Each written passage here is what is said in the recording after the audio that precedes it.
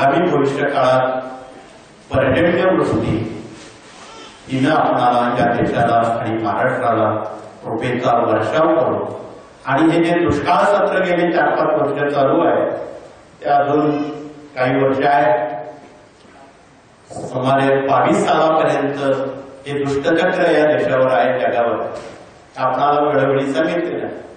आगामी 22 सालापर्यंत असणारा या देशातला दुष्काळ तो तडीपार व्हावा म्हणून आपण एक कृतसंकल्पना 11 एप्रिलला महाराष्ट्राचं लाडकं कुलदैवत भगवान खंडेराव जेजुरीचे त्यांना साकडं घालणार आहोत.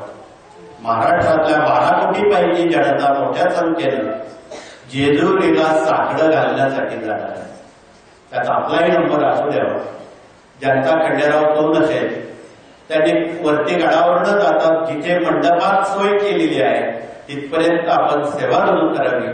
ज्यांचा जेजुरीचा खंडोबा आहे त्यांनी वरती जायला हरकत नाही, सेवा करण्याला हरकत नाही. परंतु महाराष्ट्रामध्ये 14 खंडोबा आहेत, त्याची माहिती आपण वेळोवेळी देत आहोत, आत्ताही देणार आहोत, उद्याच्या प्रसिद्ध होणाऱ्या अंकातही देणार आहोत.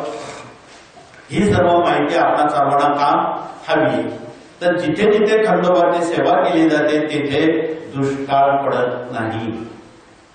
म्हणून आपल्या राज्यावर आलेलं हे जे संकट आहे, मराठवाड्यावर आहे, आपल्या जिल्ह्यावर आहे, आपला जिल्हा एवढा काही फार चांगला आहे असं म्हणता येणार नाही.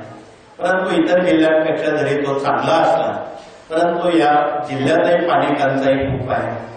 आणि आज सुदैवानं या नगरीचे नगराध्यक्ष हेच साकडं घालण्यासाठी स्वामींकडे आलेले आहेत.